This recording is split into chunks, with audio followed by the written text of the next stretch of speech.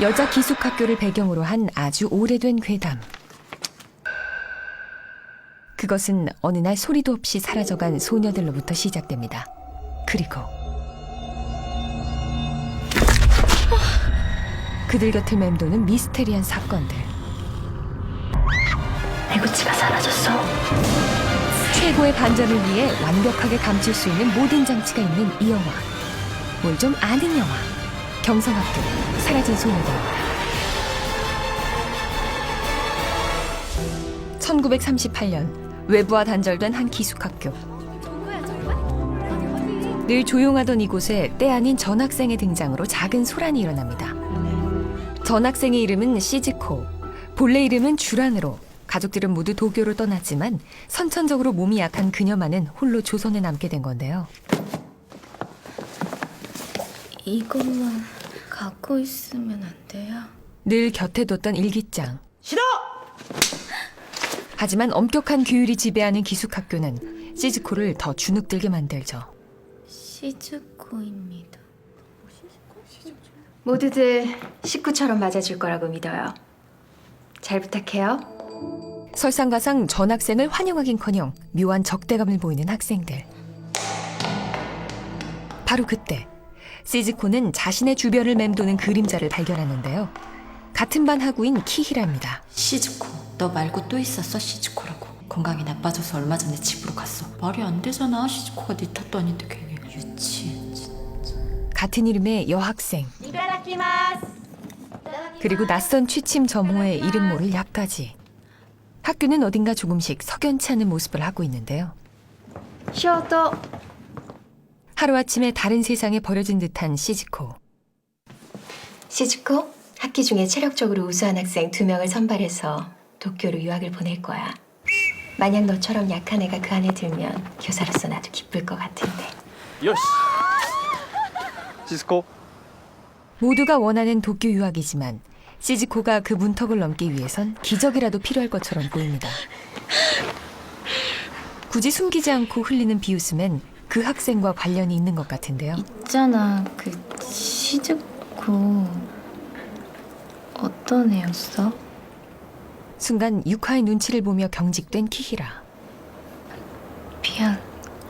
나는 그냥 별 뜻 없이 할 뜻이 없어.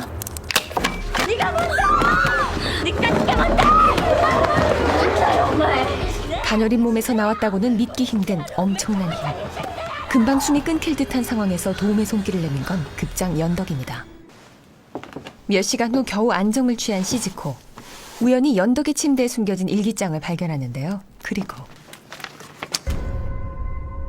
마치 자석에 이끌리듯 목걸이를 향해 손을 뻗은 바로 그 순간 학교를 둘러싼 거대한 비밀이 시즈코 곁에 맴돌기 시작합니다. 무슨 일이야? 아닙니다. 죄송합니다. 다음 날 발칵 뒤집힌 기숙사. 시즈코, 큰일 났어. 애구치가 사라졌어. 애구치는 간밤에 친어머니가 와서 데리고 갔어요.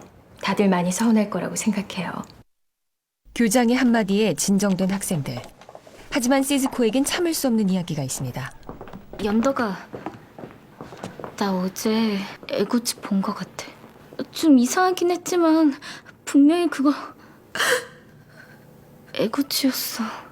바보 같은 소리 좀 하지 마. 연덕아, 하지만 누구도 시즈코의 말을 믿어주지 않는데요. 너 애구치 사라지기 전에 봤다면서.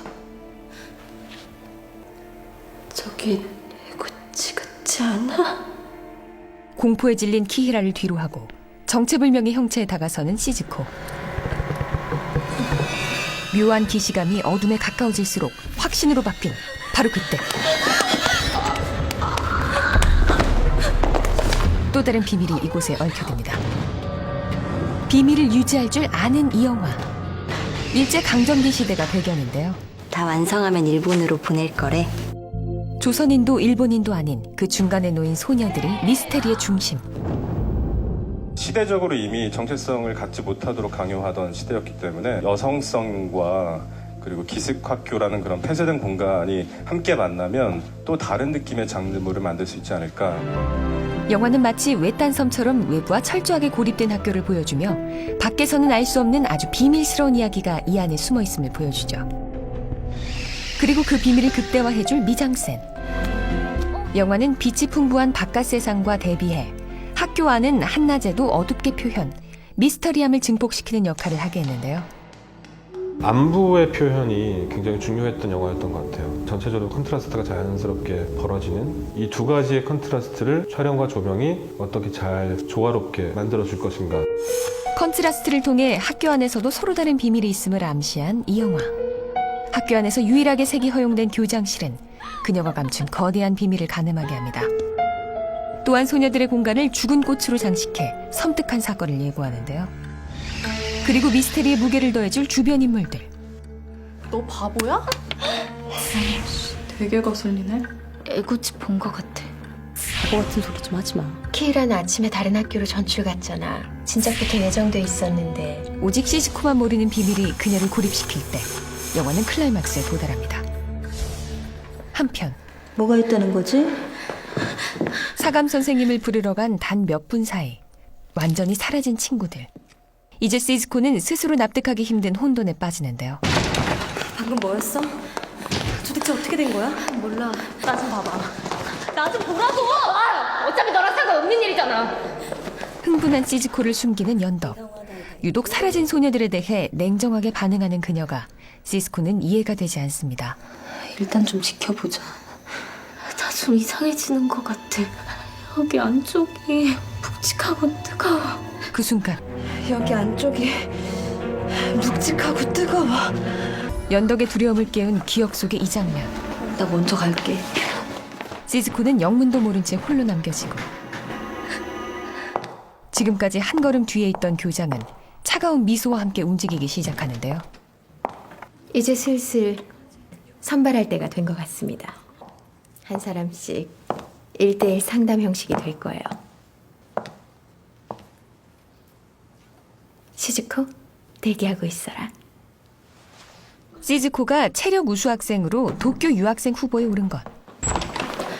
연덕아. 축하해. 시즈코 본인도 납득하기 힘든 결정이라고 생각한 그때 네가 뭔데 다 가져가.